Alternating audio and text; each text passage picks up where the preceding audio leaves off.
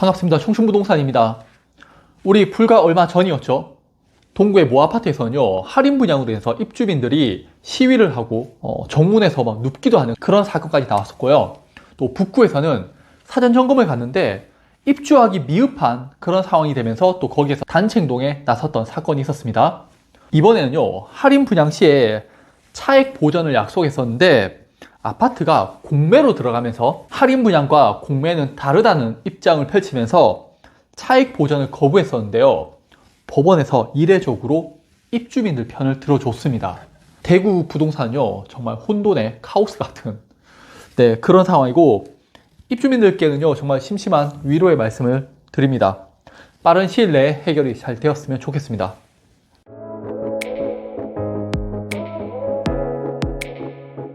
오늘 이야기할 아파트는요, 대구 빌리브 헤리티지로 두 가지 포인트가 있습니다. 하나는요, 공매로 25%나 저렴해졌지만은 투자자들이 뛰어들지 않았다는 거, 그거고요.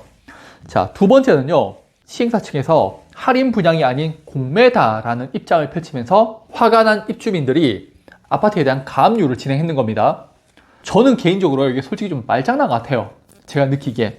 자, 25%의 할인 분양이 아니라 공매를 진행하는 도중에 5번 유찰되어서 수의 계약을 하는 거다라고 이야기를 하는 거거든요. 이게 25% 할인 분양했는 거하고 뭐가 다르냐는 거죠. 그러니까 말이 다른 거지 내용은 동일하잖아요. 저는 입주민들의 입장이 100번 이해갑니다.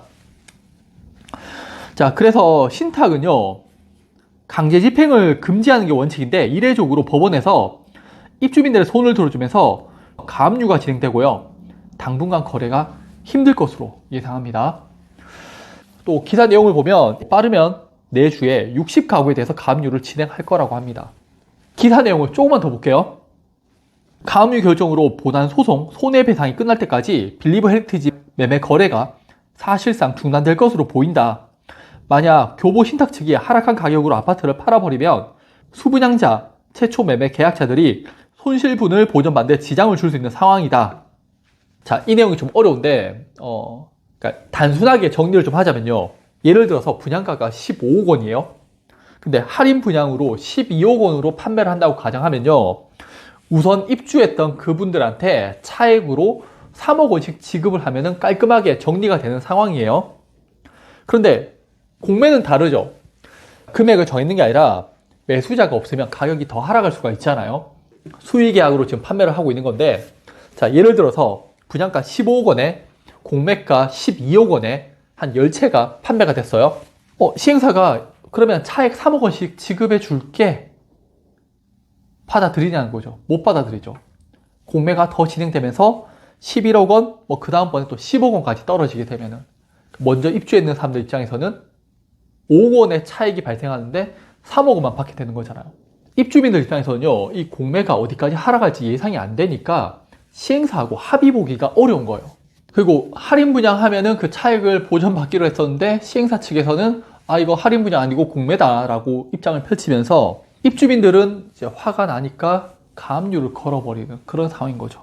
이거를 또 법원에서 인용까지 해줬는 거고 상당히 지금 골치 아픈 상황이에요. 자, 가장 좋은 건요, 현재 공매 5차 요 가격 지금 이걸로 판매를 하고 있잖아요. 손님들을 끌어모아서요, 계약을 하고 그 계약서를 입주민들한테 들고 가서 지금 이 가격대 거래가 될 거니까 우리가 차액에 대해서 이렇게 지급을 해주겠다. 대신 가압류를 풀어줘. 이렇게 합의 보는 게 저는 가장 좋지 않을까 싶거든요. 문제는 지금 저는 시행사라고 봐요. 공매는 할인 분양이 아니다라고 하는 입장을 계속적으로 주장하고 있어 버리니까, 만약에 시행사 측에서요, 현재 할인 분양으로 판매가 잘 안 되니까 우리 일단 공매로 가고 이는 평균가를 산정해서 차익을 좀 지급해 드릴게요 라고 사전에 좀 이야기를 했더라면 좀 달랐을 것 같아요. 근데 이거는 좀 개인적인 생각으로는 차익에 대해서 이제 주지 않겠다라는 그런 식으로 좀 느껴지잖아요. 그래서 이제 입주민들이 화가 나는 거고, 입주민들은 가만히 앉아서 손실 보게 되니까 가압류를 걸어놓는 거고, 복잡해요. 이제 닭이 먼저냐 달걀이 먼저냐 이런 상황이 돼버린 건데, 이게 또 가압류 걸려버리게 되면 집을 또 매도할 수 없으니까 시행사, 시공사 입장에서도 답답한 거예요. 지금 얽히고 설키고 그렇게 돼버렸어요, 상황이. 복잡해졌습니다. 자, 만약에 여기서 합의 안 되고 본안 소송 가잖아요? 그럼 몇 달이 걸릴 수도 있고 몇 년이 걸릴 수도 있어요. 집 계약이 안 될 수 있어요. 이게 정말 심각한 상황입니다. 그리고 제 개인적인 생각으로요. 헤리티지에 입주를 좀 하신 분들은 집에 좀 여유가 있으신 분들이잖아요. 그런데 최근에 보셔서 아시겠지만은 시행사하고 시공사 자금 부족해서 지금 난리거든요. 그렇다면은 이 소송으로 장기적으로 끌고 가게 되면요. 입주민들이 좀 유리할 수밖에 없지 않을까? 저는 그렇게 생각을 합니다. 그렇다면은 결국 합의를 이끌어내야 되는데 15억 넘게 사는 아파트가 12억은 안 팔리고 뭐 가격이 어디까지 내려갈지 모르는 판국이잖아요. 그러니까 입주민들이 또 쉽게 합의를 해주지 않는 그런 상황이고 계속 복잡해요 지금. 네. 또 최근에 수의 계약으로 진행되고 있는데 이거 매수자들 입장에서도 답답한 게요. 집 못 봅니다. 입구 가시면요 지금 다 막아놨어요. 현수막 플랜카드 다 붙여놓고 몇 달 동안 집이 비어져 있었고 그동안에 집안에서 어떤 일이 있었는지 모르잖아요. 근데 내가 이거를 샀어. 근데 뭐 창문이 열려 있다든지 해서 막 비가 들어와서 날릴 수도 있잖아요.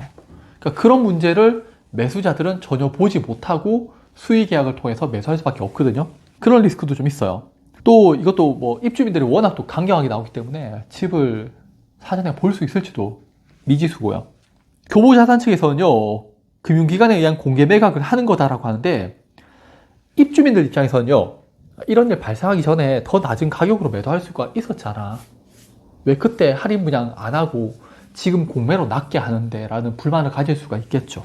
다행히도 공매를 통해서 한 2건 정도 거래가 되었죠. 그리고 그때 저한테 전화 오시거나 저 찾아오신 분들도 좀 있으셨는데 제가 좀 죄송스럽게도 어떤 마지노선에 대한 금액을 말씀드렸었죠. 아마 쉽게 거래가 안 될 겁니다 라고 말씀을 드렸었고, 그리고 제가 한 가지 말을 더 붙였다면은 제가 지방의 일개 공인중개사도 그 정도의 가격을 예상한다면은 서울에 정말 뛰어난 투자자들 같은 경우에는 이 공매에 쉽게 참여하지 않을 거다. 그래서 조금 기다렸다가 매수를 합시다 라고 말씀을 드렸었죠.